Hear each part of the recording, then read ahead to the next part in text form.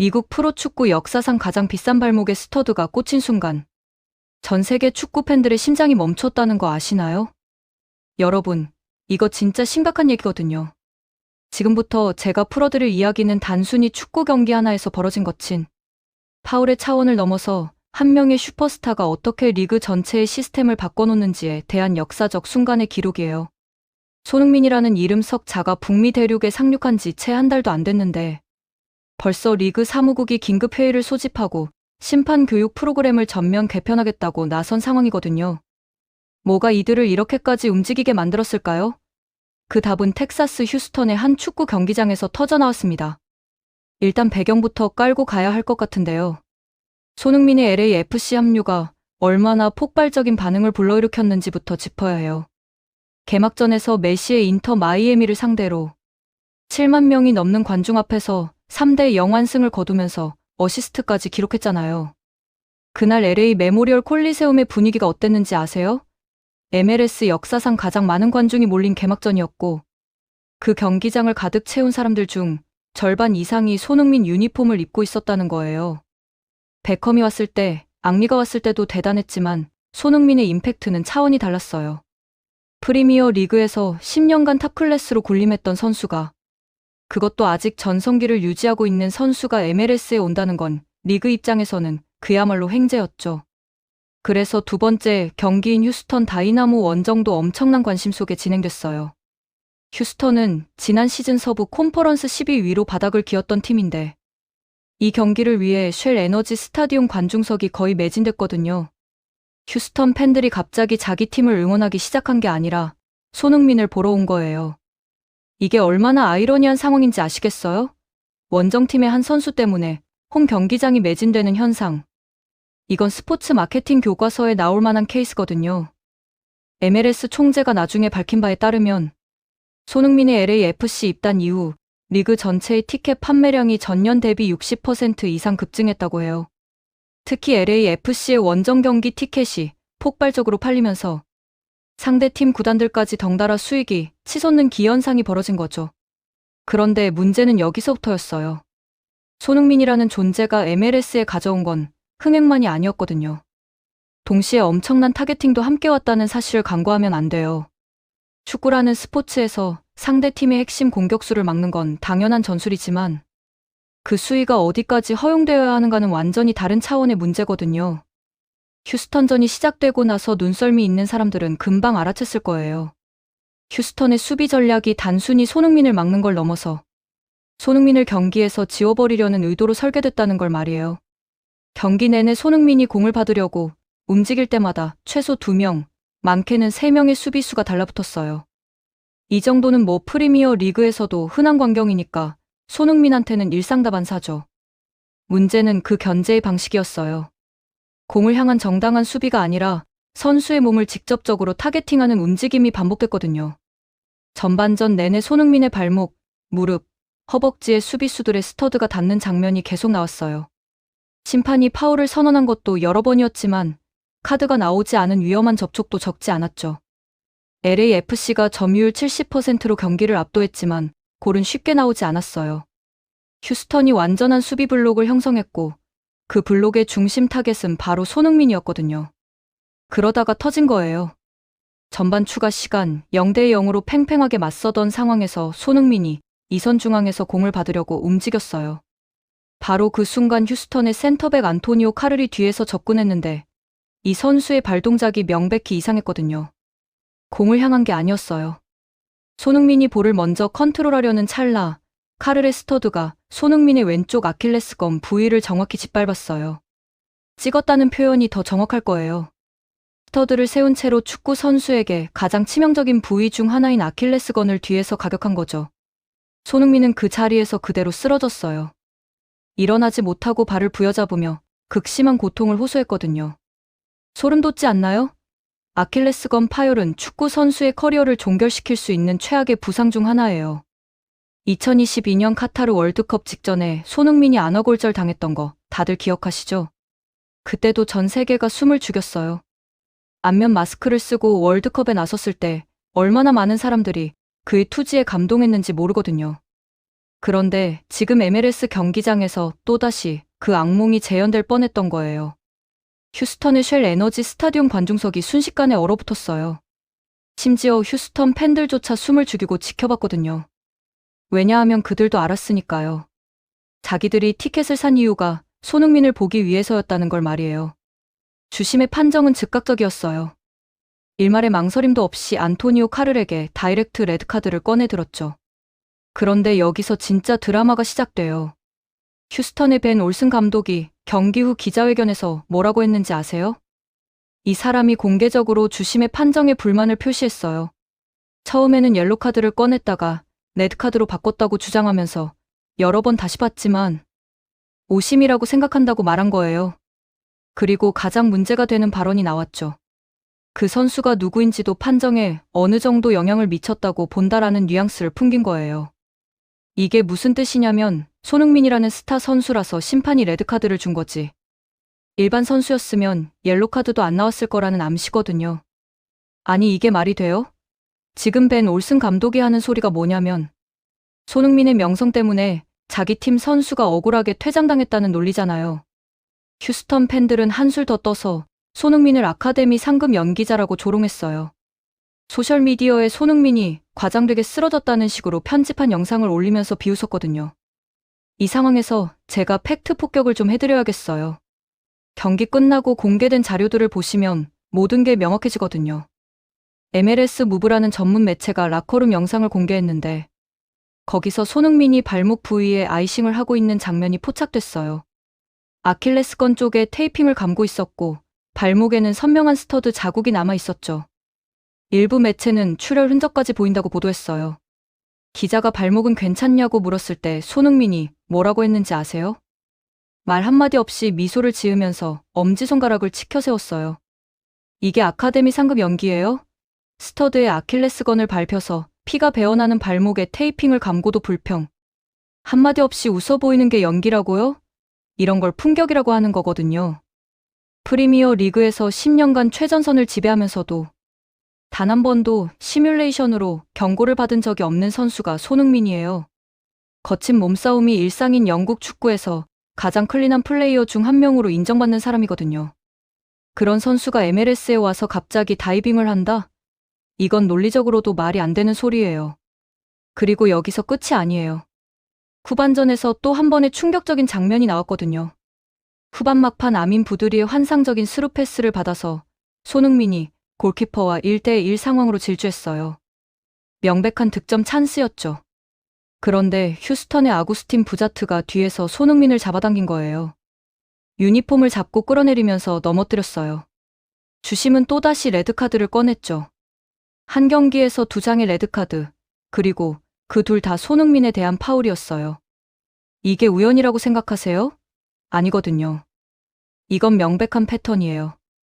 휴스턴이 손흥민을 막기 위해서 어떤 전술을 썼는지 정확히 보여주는 증거죠. MLS 총재 돈 가버가 이 경기 후에 긴급 성명을 냈어요. 이분이 26년간 리그 총재로 재직하면서 베컴, 앙리, 메시 같은 슈퍼스타들의 합류를 다 지켜봤는데 손흥민의 영향력은 그 모든 것과 차원이 다르다고 평가했거든요. 그리고 중요한 선언을 했어요.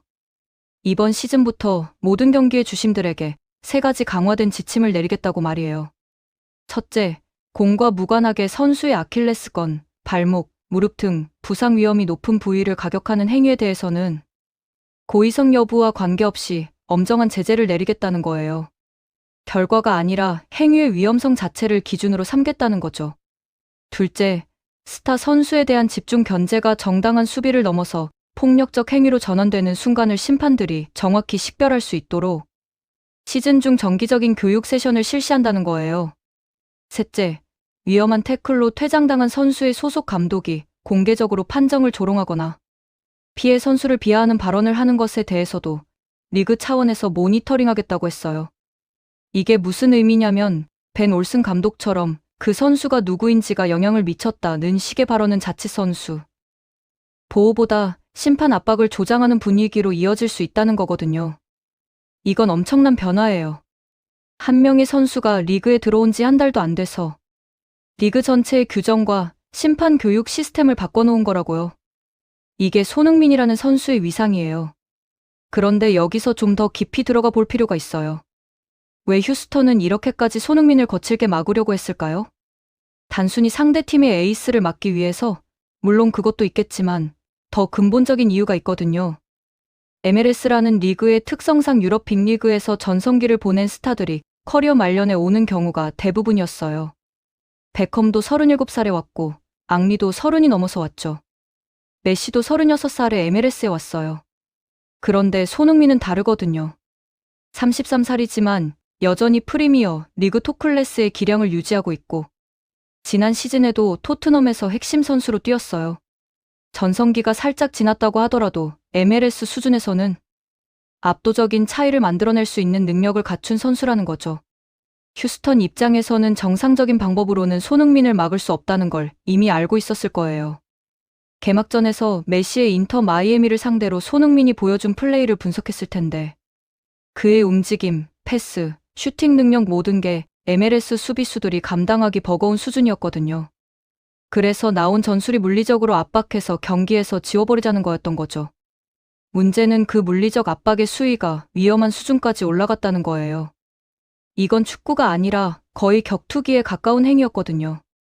안토니오 카를의 그 태클을 다시 한번 분석해 볼게요. 슬로우 모션 영상을 보면 더 명확해지는데, 카를이 공을 향해서 발을 뻗은 게 아니에요. 손흥민의 발목 쪽을 정확히 조준했거든요. 이게 우발적인 접촉이었다고 주장하는 사람들도 있는데, 축구를 좀 아는 사람이라면 그게 말이 안 된다는 걸 알 거예요. 센터백이 볼을 커팅하려고 할 때 스터드를 세운 채로 뒤에서 접근하는 건 기본적인 태클 교본에서 금지된 동작이거든요. 왜냐하면 상대 선수의 아킬레스건이나 발목을 직접 가격할 위험성이 엄청나게 높기 때문이에요. 프리미어 리그에서 이런 태클을 했다가는 바로 레드카드에 몇 경기 출장 정지까지 받아요. MLS는 상대적으로 피지컬 플레이에 관대한 편인데, 그럼에도 불구하고 주심이 망설임 없이 레드카드를 꺼낸 이유가 바로 이거거든요. 선수의 안전을 심각하게 위협하는 행위였기 때문이죠. 손흥민이 그 자리에서 얼마나 고통스러워했는지 화면으로 다 나왔어요. 발을 부여잡고 한동안 일어나지 못했거든요. 메디컬 스태프가 달려와서 응급처치를 하는 동안 경기장 전체가 숨을 죽였어요. 그리고 놀라운 건 손흥민이 다시 일어나서 경기를 계속했다는 거예요. 아킬레스건을 밟혀서 피가 나는 상황에서도 교체되지 않고 풀타임을 소화했어요. 이게 얼마나 대단한 정신력인지 아세요? 일반 선수였으면 그 자리에서 바로 들것에 실려 나갔을 상황이거든요. 실제로 경기 후 손흥민이 라커룸으로 들어갈 때 절뚝거리는 모습이 포착됐어요. 발목에 아이싱팩을 대고 있었고 의료진이 계속 상태를 체크했죠. 그런데도 기자한테 괜찮아요 라고 말하는 대신에 말없이 웃으면서 엄지를 들어 보인 거예요. 이런 걸 프로페셔널리즘이라고 하는 거거든요. 프리미어 리그에서 10년간 버틴 게 우연이 아니에요. 육체적으로 가장 힘든 리그에서 매 시즌 30경기 이상씩 풀타임으로 뛰면서도 큰 부상 없이 버텨온 게 바로 이런 멘탈 관리 능력 덕분이거든요. 토트넘 팬들이 손흥민을 얼마나 사랑하는지 아세요? 단순히 골을 많이 넣어서가 아니에요. 어떤 상황에서도 팀을 위해 헌신하고 절대 포기하지 않는 모습 때문이에요. 안어골절 당하고도 마스크 쓰고 월드컵 나간 게 그냥 나온 게 아니거든요. 이 사람의 DNA 자체가 그런 거예요. MLS 총재 돈 가버가 손흥민을 리그의 가장 핵심적인 자산이라고 표현한 이유가 바로 이거예요. 단순히 유명한 선수여서가 아니라 이 선수가 경기장에 서는 것만으로 매진이 되고 공을 만지는 것만으로 전 세계가 MLS를 주목하기 때문이죠. 2026년 월드컵이 미국, 캐나다, 멕시코에서 열리잖아요. 불과 몇 개월 남지 않은 시점에서 MLS가 세계에 보여줄 수 있는 가장 강력한 메시지는 이 리그에서 세계 최고 수준의 축구가 펼쳐지고 있다는 거거든요. 그리고 손흥민은 그 메시지에 살아있는 증거예요. 통계로 한번 볼까요? 손흥민이 LAFC에 합류하고 나서 팀의 소셜미디어 팔로워가 얼마나 늘어났는지 아세요? 인스타그램 기준으로 100만 명 이상 증가했어요. 한 달도 안 되는 기간에 말이에요. 유튜브 구독자는 200만 명이 넘게 늘었고요. 이게 무슨 의미냐면 손흥민 한 명 때문에 LAFC라는 팀이 글로벌 브랜드로 탈바꿈했다는 거거든요. MLS 전체로 보면 더 놀라워요. 리그 공식 중계권료가 전년 대비 40% 이상 상승했어요. 특히 아시아 지역 중계권이 폭발적으로 올랐는데 한국은 물론이고 일본, 중국, 동남아시아 전체에서 MLS 시청률이 급증한 거죠. 손흥민 효과가 얼마나 대단한지 보여주는 또 다른 사례가 있어요. LAFC의 홈경기 티켓 가격이 평균 $300 이상으로 뛰었거든요. 작년 같은 시기에는 $50면 좋은 자리를 살 수 있었어요. 6배가 올랐다는 소리거든요. 그리고 원정 경기는 더 심해요. 휴스턴전 티켓이 평균 $400에 거래됐어요. 휴스턴이 MLS에서 중하위권 팀인데도 말이에요. 이게 다 손흥민 보러 오는 사람들 때문이거든요. 경제적 파급 효과만 봐도 손흥민이 MLS에 가져온 가치는 측정이 불가능한 수준이에요. 그런데 바로 이 지점에서 문제가 발생하는 거예요. 손흥민의 가치가 너무 압도적이다 보니까 상대 팀 입장에서는 정상적인 방법으로는 이길 수 없다고 판단하게 되는 거죠. 그래서 물리적으로 제압하려는 시도가 나오는 거거든요. 휴스턴전은 그 첫 번째 사례였지만 앞으로 더 많은 팀들이 비슷한 전술을 시도할 가능성이 높아요. 왜냐하면 효과가 있으니까요.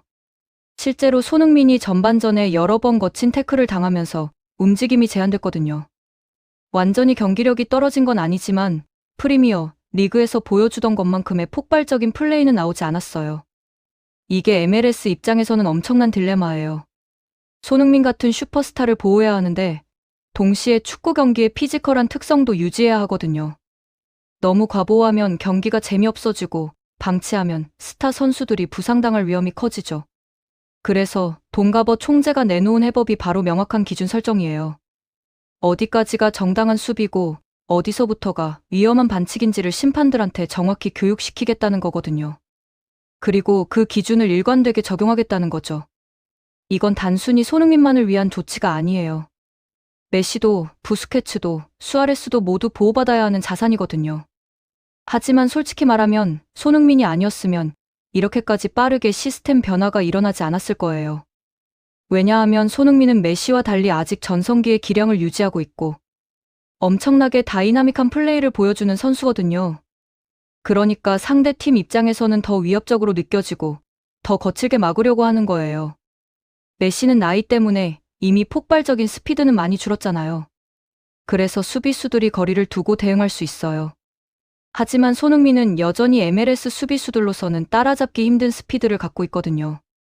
개막전에서 보여준 플레이를 다시 떠올려 볼게요. 손흥민이 하프라인 근처에서 공을 잡고 전방으로 치고 나가는 장면이 있었어요.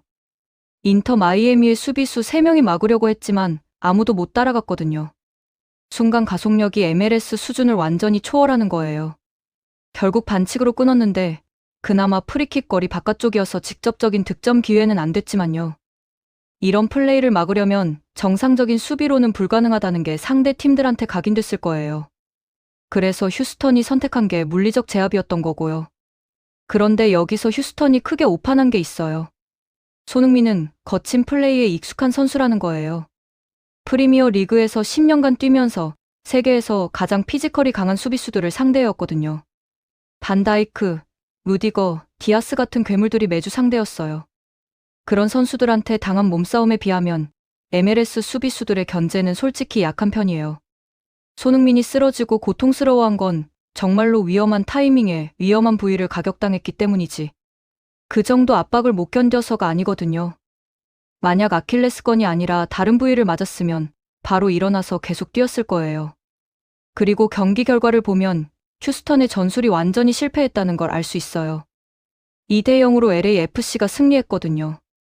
손흥민이 직접적인 공격 포인트를 기록하지는 않았지만 계속해서 수비수 둘을 끌고 다니면서 동료들한테 공간을 열어줬어요. 그 결과 조항가와 부드리가 골을 넣을 수 있었던 거죠. 이게 손흥민의 진짜 가치예요. 골이나 어시스트 숫자로만 평가할 수 없는 경기 자체를 지배하는 능력이거든요. 수비수들이 손흥민한테만 집중하다 보니까 다른 공격수들이 편하게 플레이할 수 있었던 거예요. 휴스턴은 레드카드 2장을 받으면서 수정 열세에 몰렸고 결국 완패했어요. 벤 올슨 감독이 경기 후에 판정 불만을 쏟아낸 이유도 이해는 가요. 자기 팀이 억울하게 진 것 같으니까요. 하지만 팩트는 명확해요. 손흥민에 대한 2번의 파울 모두 레드카드를 받을 만한 위험한 플레이였다는 거거든요. 특히 첫 번째 아킬레스건 태클은 논란의 여지가 전혀 없어요. 저게 레드카드가 아니면 뭐가 레드카드예요? 선수 생명을 위협하는 플레이를 그냥 넘어갈 수는 없는 거거든요. 벤 올슨 감독이 그 선수가 누구인지가 영향을 미쳤다고 말한 것도 사실은 맞는 말이에요. 하지만 그 의미를 완전히 잘못 이해한 거죠. 손흥민이라서 레드카드를 준 게 아니라 손흥민 같은 스타 선수가 심각한 부상을 입을 뻔한 위험한 플레이였기 때문에 주심이 더 신중하게 판단한 거거든요. 만약 손흥민이 아니라 무명의 신인 선수였어도 똑같은 상황이었으면 레드카드가 나왔을 거예요. 아킬레스건을 뒤에서 스터드로 짓밟는 플레이는 누가 당하든 레드카드감이거든요. 재밌게 보셨다면 구독과 좋아요, 알림 설정 부탁드립니다.